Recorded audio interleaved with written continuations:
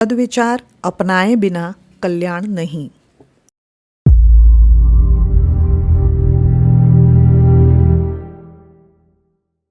विचार शक्ति मानव जीवन की निर्मात्री शक्ति है। मानव शरीर जिससे आचरण और क्रियाएं प्रतिपादित होती हैं, विचारों द्वारा ही संचालित होता है। मनुष्य जितना जितना उपयोगी, स्वस्थ और उत्पादक विचार बनाता, संजोता और सक्रिय करता चलता है, उतना उतना ही वह सदाचारी, पुरुषार्थी और परमार्थी बनता जाता है। इसी पुण्य के आधार पर उसका सुख, उसकी शांति अक्षुण्ण बनती और बढ़ती जाती है। ईर्ष्या, द्वेष, काम, क्रोध, लोभ, मोह आदि के ध्वंसक विचारों से मनुष्य का आचरण विकृत हो जाता है, उसकी क्रियाएं दूषित हो जाती है और फलस्वरूप वह पतन के गर्त में गिरकर अशांति और असंतोष का अधिकारी बनता है। पागलपन, अपराध और सद्विचारों का चिंतन करने का ही फल है। किसी विषय अथवा प्रसंग से संबंधित भयानक विचार लेकर चिंतन करते रहने से मस्तिष्क निर्बल और मानसिक धरातल हल्का हो जाता है। ऐसी दशा में आवेशों, आवेगों और उत्तेजनाओं को रोक सकना कठिन हो जाता है।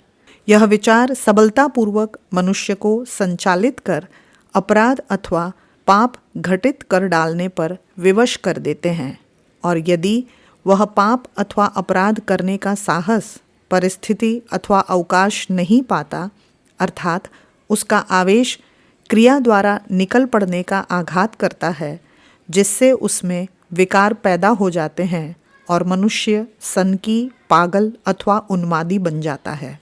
दोनों स्थितियों में चाहे वह अपराध अथवा पाप कर बैठे या बौद्धिक विकार से ग्रस्त हो जाए, उसका जीवन बिगड़ जाता है, जिंदगी बर्बाद हो जाती है।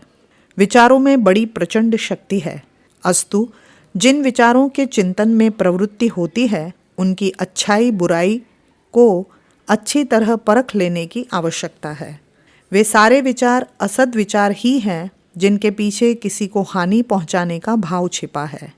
इस किसी शब्द में दूसरे लोग भी शामिल हैं और स्वयं अपनी आत्मा भी।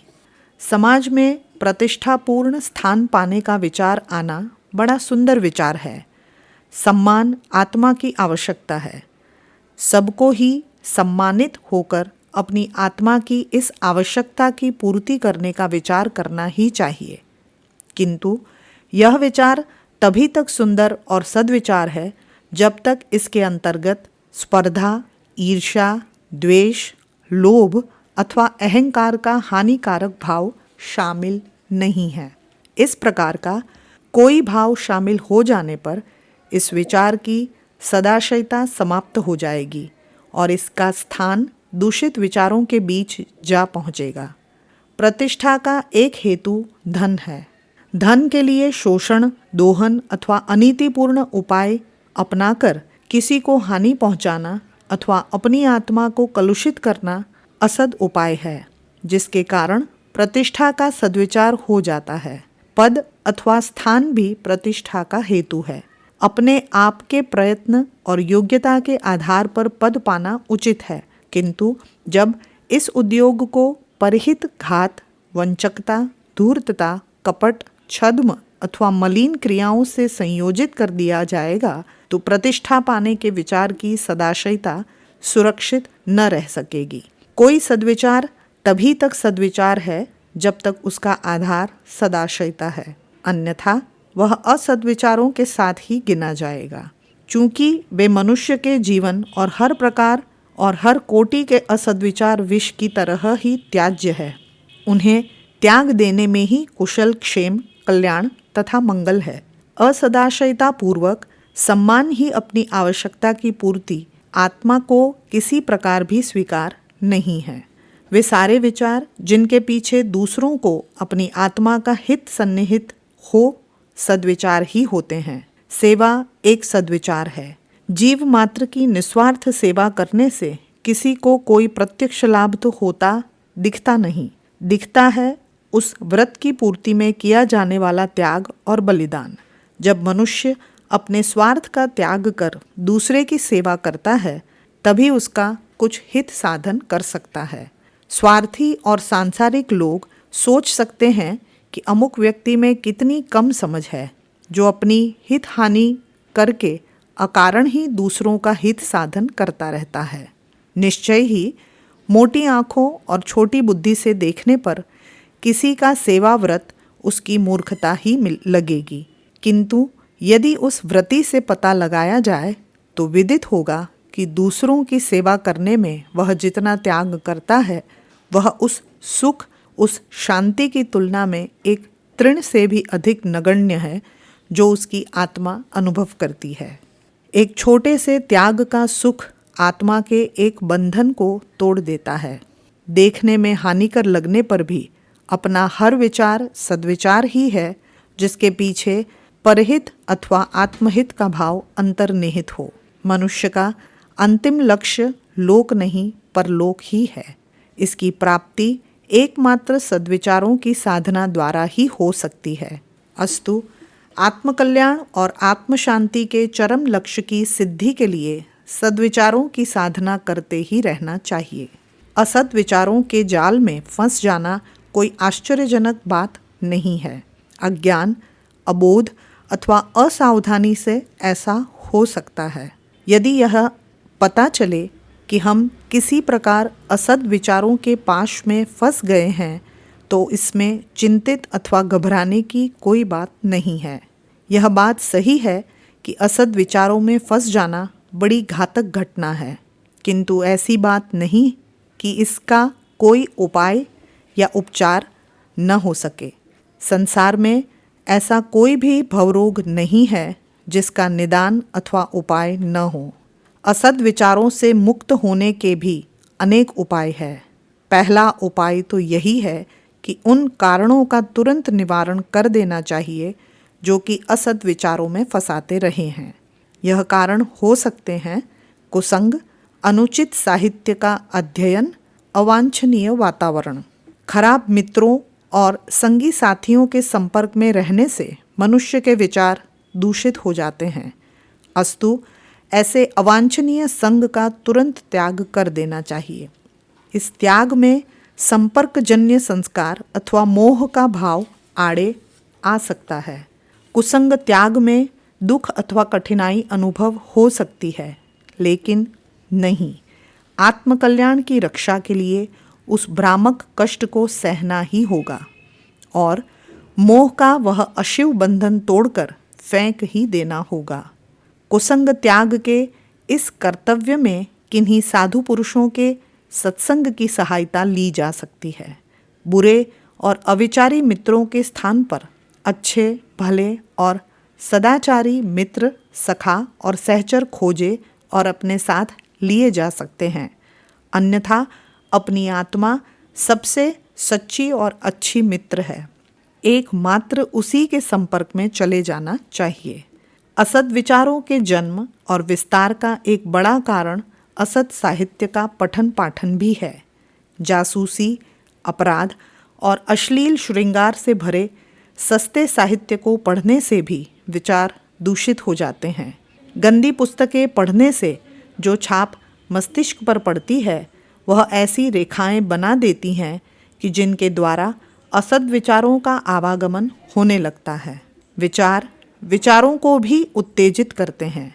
एक विचार अपने समान ही दूसरे विचारों को उत्तेजित करता और बढ़ाता है। इसलिए गंदा साहित्य पढ़ने वाले लोगों का अश्लील चिंतन करने का व्यसन हो जाता है। बहुत से ऐसे विचार जो मनुष्य के जाने हुए नहीं होते, यदि उनका परिचय न कराया जाए तो न तो उनकी याद आए और न उनके समान दूसरे विचारों का ही जन्म हो।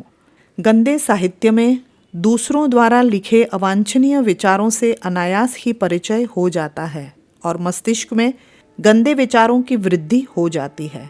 अस्तु, गंदे विचारों से बचने के लिए अश्लील और असद साहित्य का पठन पाठन वर्जित रखना चाहिए। असद विचारों से बचने के लिए अवांछनीय साहित्य का पढ़ना बंद कर देना अधूरा उपचार है। उपचार पूरा तब होता है जब उसके स्थान पर सद साहित्य का अध्ययन किया जाए। मानव मस्तिष्क कभी खाली नहीं रह सकता, उसमें किसी न किसी प्रकार के विचार आते जाते ही रहते हैं। बार बार निषेध करते रहने से किन्हीं गंदे विचारों का तारतम्य तो टूट सकता है, किंतु उनसे सर्वथा मुक्ति नहीं मिल सकती। संघर्ष की स्थिति में वे कभी चले भी जाएंगे और कभी आ भी जाएंगे। अवांछनीय विचारों से पूरी तरह बचने का सबसे सफल उपाय यह है कि मस्तिष्क में सद्विचारों को स्थान दिया जाए। असद विचारों को प्रवेश पाने का अवसर ही न मिलेगा। मस्तिष्क में हर समय सद्विचार ही छाए रहें, इसका उपाय यही है कि नियमित रूप से नित्य सत्साहित्य का अध्ययन करते रहा जाए। वेद, पुराण, गीता, उपनिषद, रामायण, महाभारत आदि धार्मिक सत्साहित्य के अतिरिक्त अच्छे और ऊंचे विचारों वाले साहित्यकारों की पुस्तकें सत्साहित्य की आवश्यकता पूरी कर सकते हैं। यह पुस्तकें स्वयं अपने आप खरीदी भी जा सकती है और जन और व्यक्तिगत पुस्तकालयों से भी प्राप्त की जा सकती है। आजकल न तो अच्छे और सस्ते साहित्य की कमी रह गई है और न पुस्तकालयों और वाचनालयों की भी। आत्मकल्याण के लिए इन आधुनिक सुविधाओं का लाभ उठाना ही चाहिए। मानवीय शक्तियों में विचार शक्ति का बहुत महत्व है। एक विचारवान व्यक्ति हजारों लाखों का नेतृत्व कर सकता है। विचार शक्ति से संपन्न व्यक्ति साधनहीन होने पर भी अपनी उन्नति और प्रगति का मार्ग निकाल सकता है।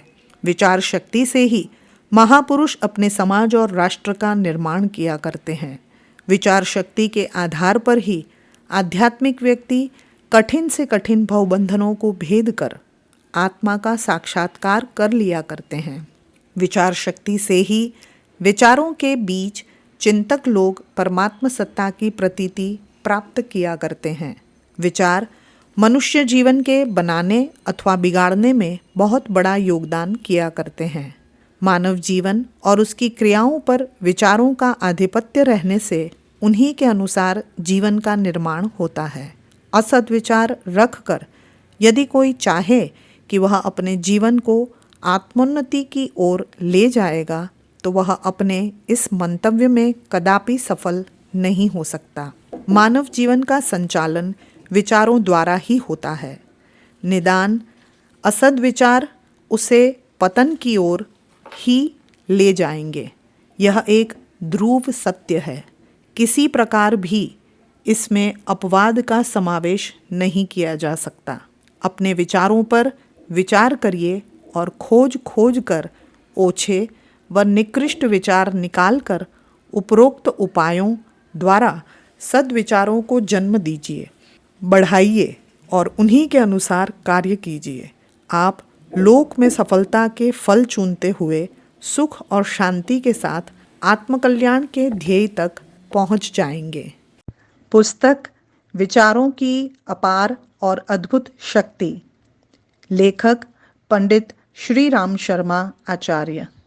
अगर आपको हमारी यह वीडियो पसंद आई हो तो इसे लाइक करें, कमेंट और शेयर करें और हमारे YouTube चैनल ऋषि चिंतन को सब्सक्राइब भी कर लें। साथ ही बेल आइकन को भी दबाएं ताकि आपको आने वाले सभी वीडियोस की नोटिफिकेशंस मिलती रहे। धन्यवाद।